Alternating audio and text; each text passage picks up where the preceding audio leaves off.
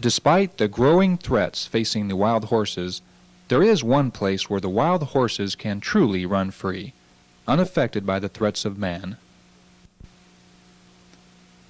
The Wild Horse Sanctuary is a 5,000-acre ranch in Shingletown, California, that provides a home and sanctuary to wild horses that would otherwise be destroyed or sold for food. Jim Clapp and his wife Diane established the sanctuary in 1977 and continue to manage it today. For many years, the Clapps have fought hard for the preservation of the wild horses they have come to love. As a child growing up on a ranch in Colorado, Jim developed a great love and sensitivity for wildlife and the outdoors. His desire to work with animals led him to a job with the Fish and Wildlife Department as a predatory animal control officer, where he further developed his respect and understanding of wild animals. It was during this time that the Clapps bought their first horse. We bought it from a neighbor that we just met who was a horse trader. It was an Appaloosa, and I'd have to say we were pretty excited to finally have our own horse. And he was a young 3-year-old, didn't know a whole lot. I think he dumped me the first time I got on him. But it didn't take us long to learn. And Jim, a lifelong love of horses, and now having a horse in our own backyard that we could spend time with on a daily basis, we just kind of soaked up everything we could learn and moved on to more horses and more time spent with them. That was the start, and it just grew out of that. It was probably less than 3 years later that he quit Fish and Wildlife altogether, and we went into doing horses full time. For a while, Jim and Diane operated a pack station in the Trinity Alps. By now, the family had grown by 3 children. It was then that they heard that the government was looking for someone who could catch wild horses. We went up to Modoc National Forest in Alturas, talked to the Forest Service, and they had about 3 or 4 contractors out trying to catch horses, and were unsuccessful in capturing them. So I had worked for Fish and Wildlife Service as a government hunter for a number of years, and thought I was fairly apt at catching animals. So I told them I'd like a shot at it, and they just kind of laughed. We went out and set up camp and tried all the conventional methods of capturing horses. We were on an area called the Devil's Garden. What we wound up doing was we'd push the animals out of their territory because they're very territorial animals. And a day or two later they'd come back in. So we'd push them back out again and they'd come back in. The third time we pushed them out, we'd set up a trap and they'd catch themselves natural. We were able to catch all the horses that we needed, and the government wasn't ready for us to catch horses in that number. And so we had saturated the local area. So we started a thing called the Adopt a Horse program. And we initiated that out on the Devil's Garden. And so actually we basically started all the programs that you hear about today. For 3 years, Jim and Diane and their children camped in Alturas, California, catching wild horses and adopting them. In 1977, the Clapps found out that the 80 horses that they had caught that year were going to be destroyed because the government could not find homes for them.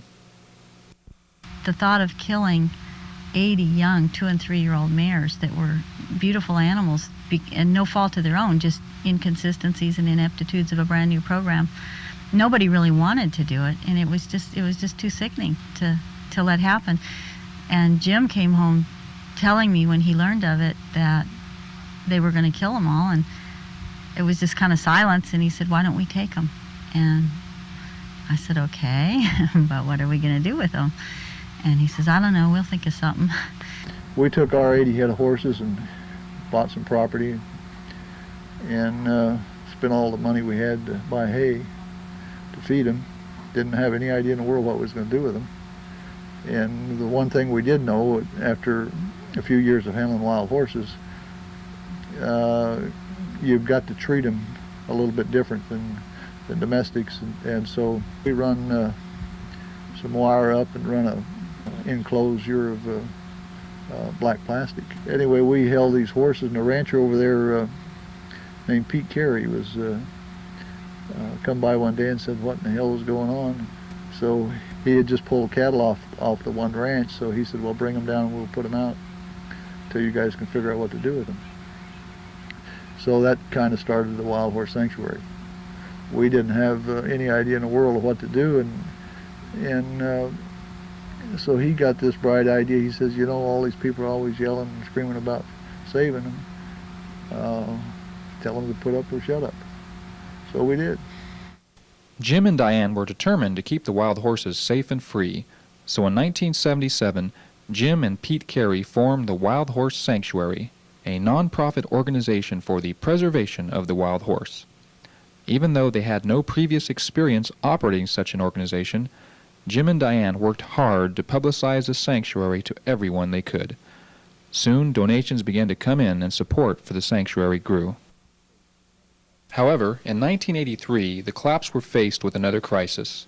The ranch in Alturas that they had been using to keep the horses was put up for sale, and they had to move the horses or lose them.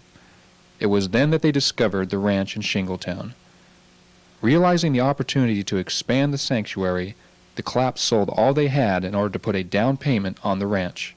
Well, it's kind of like, you know, it's kind of like packing up 250, 300 wild horses and coming to a new piece of ground. They had to adjust. We had to adjust. None of us had any money.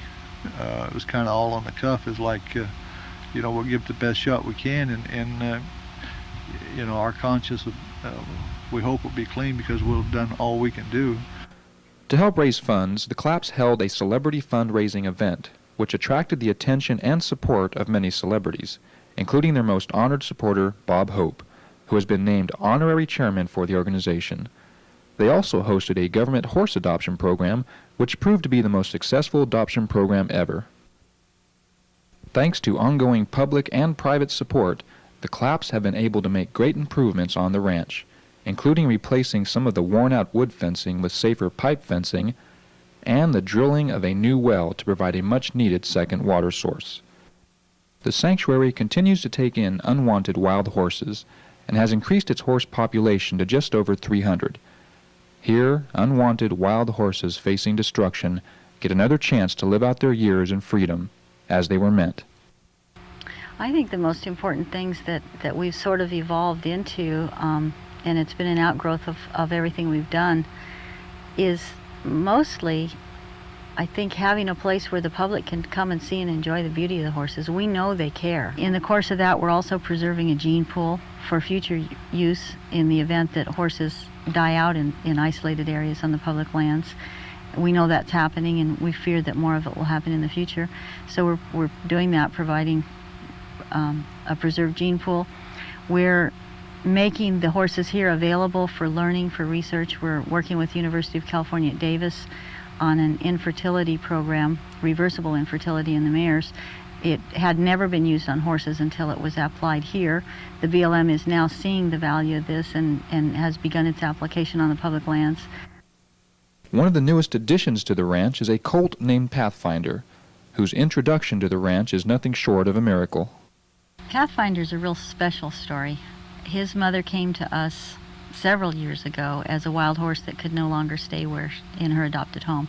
So we turned her out. She went right back to the wild, found a family and a stallion, and had a baby. There was a complication with her pregnancy so that she got sick, and my daughter was out feeding in a remote part of the sanctuary, and the mare actually just literally stumbled up to her, which is unusual for the horses to do once they've gone wild. The baby was with her, and it was, we guessed, about 3 or 4 days old, so it had got the needed colostrum, which meant that it had a good chance for survival, and the mare just literally collapsed and was beyond help. She died.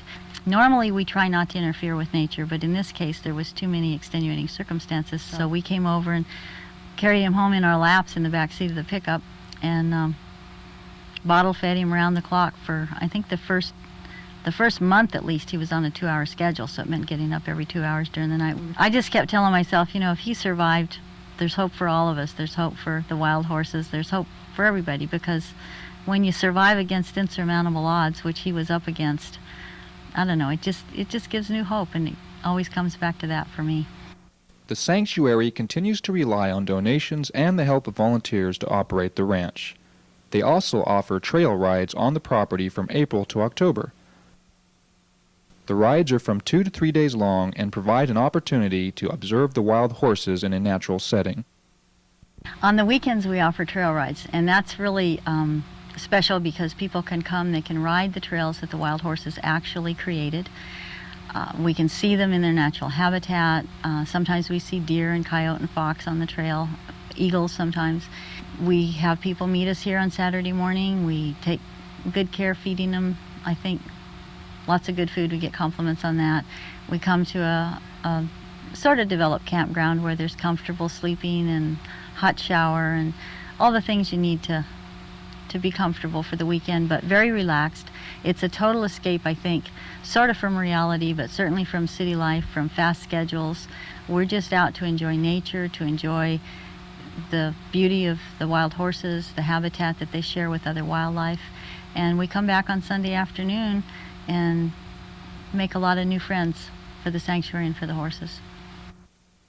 Jim and Diane would like to expand the educational opportunities at the ranch in order to allow even more people the chance to learn about the magnificence of the wild horses. I'd like to see the volunteerism used more and really get that organized so that we could open the grounds up for more use by kids groups, 4-H, a place where they can come and learn and still feel close to creation and nature. You know, it either takes funding or a lot of help, and one of those two things would go a long way in doing that. And keeping the sanctuary special, but keeping it as a place for learning to be shared with others. There's so many things disappearing in the world today. I'd like this little corner to be a reminder of things that got us where we are today.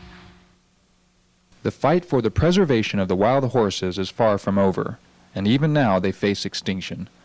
For people like Jim and Diane, who lead in the fight for the preservation of the wild horses, public awareness and support is more crucial now than ever.